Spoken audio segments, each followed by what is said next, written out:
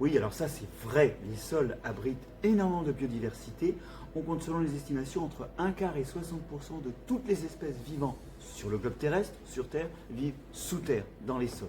C'est notre réservoir de biodiversité très ordinaire. 1 gramme de sol, plusieurs milliers d'espèces de bactéries. Non, la santé des sols, ce n'est pas un problème agricole, c'est un problème pour la qualité de nos aliments qui viennent des sols, c'est un problème pour la qualité de l'eau qui percole dans les sols et peut se retrouver polluée ou au contraire nettoyée par les sols, et puis aussi pour la qualité de l'air, où tout ce qui ressort des sols quand il pleut et que l'air est chassé du sol, où toutes les poussières peuvent véhiculer éventuellement des choses toxiques. La santé des sols, c'est notre santé. Alors le sol est un puits de carbone au sens où il y a de la matière organique morte qui se décompose très lentement, qui reste 10, 100, 1000 ans. Et le carbone de la matière organique du sol, qui fait la couleur noire du sol d'ailleurs, c'est 3 fois autant que le carbone qu'il y a dans le CO2 de l'atmosphère et 2 fois autant que le carbone qu'il y a dans la biomasse vivante sur Terre. C'est le principal stock de carbone et c'est celui où on doit stocker du carbone tout autant que dans les forêts pour lutter contre le changement climatique. L'imperméabilité des sols qu'on obtient quand on artificialise, quand on bétonne, quand on gravillonne, quand on bitume un sol, c'est quelque chose qui a plusieurs effets sur l'eau. Effectivement, l'eau ne rentre plus dans le sol, donc vous augmentez le risque d'inondation. L'eau ne rentre plus dans le sol, donc elle ne va pas s'évaporer et nourrir des plantes qui rafraîchiront l'atmosphère en été. Mais c'est aussi quelque chose qui va faire que l'eau ne passe plus dans le sol avant de ruisseler. Or, le sol, c'est ce qui nettoie l'eau. C'est un filtre avec des microbes qui attaquent les molécules toxiques du sol et un filtre physique. Donc l'eau n'est plus filtrée. C'est aussi un problème de qualité de l'eau. Les sols pollués ne se régénèrent pas en quelques mois. Il faut les dépolluer. Pour les métaux lourds, on plante des végétaux qui extraient les métaux lourds que l'on récolte de façon à emmener les métaux lourds indirectement. Pour les pollutions par des hydrocarbures, on a recours à des micro-organismes, mais ça prend du temps, ça coûte entre 100 et 1000 euros par mètre carré. Il vaut mieux pas polluer un sol que d'avoir à le dépolluer, d'autant que dépolluer un sol, c'est surtout le rendre non toxique pour ceux qui vivent là, mais pas forcément de nouveau productif et de nouveau capable de produire des aliments comestibles. Alors c'est vrai dans l'état actuel des connaissances, parce que les connaissances changent et les préconisations peuvent changer, c'est vrai que l'agroécologie, c'est une solution pour avoir des sols en meilleure santé, avec des méthodes minimisant le labour, des méthodes optimisant l'apport de matière organique dans les sols, parce que c'est la colonne vertébrale de leur fertilité et de leur structure, et des méthodes de couvert permanent, c'est-à-dire de végétation qui en permanence va aider le sol à vivre et à se maintenir.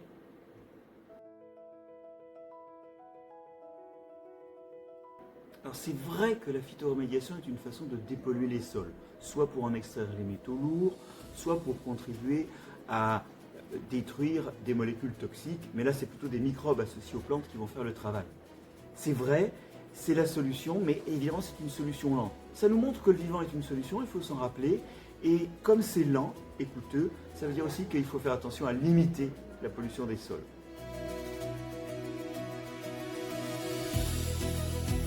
Alors c'est vrai que l'épandage de compost venu de la ville, vous et moi nous produisons entre 100 et 150 kg de déchets organiques par an dans nos vies.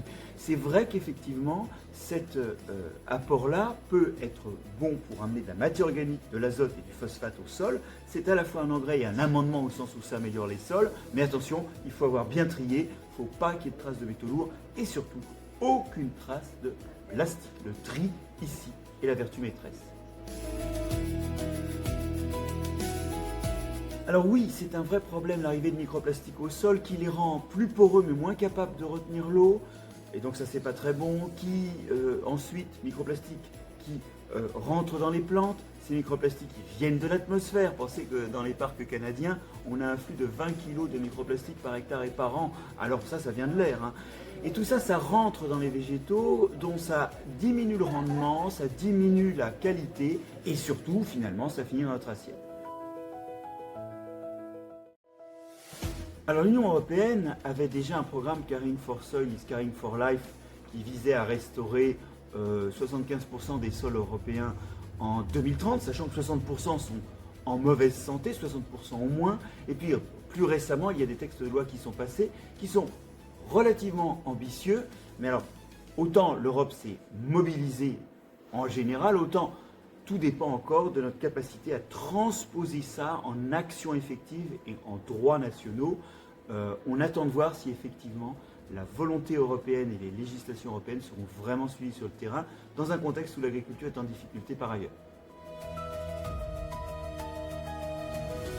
Alors c'est faux que la dégradation des sols ne considère que 20% des sols à l'échelle européenne. Rien que pour l'érosion, par exemple, c'est 60% des sols au moins qui sont menacés. Et puis, quand on pense aux microplastiques qui pleuvent partout, ça c'est effectivement quelque chose qui est global, diffus. Il y a donc une menace générale qui nécessite que dans toutes les actions et que tous les acteurs, et pas seulement les agriculteurs, prennent conscience du fait que le sol est une ressource non renouvelable à l'échelle humaine. Elle l'est à l'échelle des millénaires, mais elle n'est pas à l'échelle de la transmission intergénérationnelle et qu'il faut vraiment s'en occuper. L'Europe a légiféré, mais chacun d'entre nous maintenant, comme consommateur, comme électeur, comme agriculteur, comme gestionnaire du paysage, doit en prendre conscience. Alors il est vrai qu'il existe quelques exemples de réhabilitation des sols à grande échelle. Je ne parle pas de moments où on décaisse le sol et où on ramène du sol d'ailleurs, parce que ça, on n'a rien changé. Non, je dis qu'il y a effectivement des bioremédiations par des végétaux ou des microbes qui réussissent, mais elles sont chères et aujourd'hui, on n'a pas vraiment, malheureusement, les moyens de faire ça partout où des sols ont été pollués, partout où des sols ont été intoxiqués. Mais attention, en revanche, en milieu agricole, comme les agriculteurs n'ont pas complètement tué les sols, de bonnes pratiques de fertilisation organique, de couverture permanente et de labour minimal peuvent permettre en quelques années de redresser la vie des sols et derrière ses fonctions climatiques, ses fonctions sur l'eau et ses fonctions de fertilité.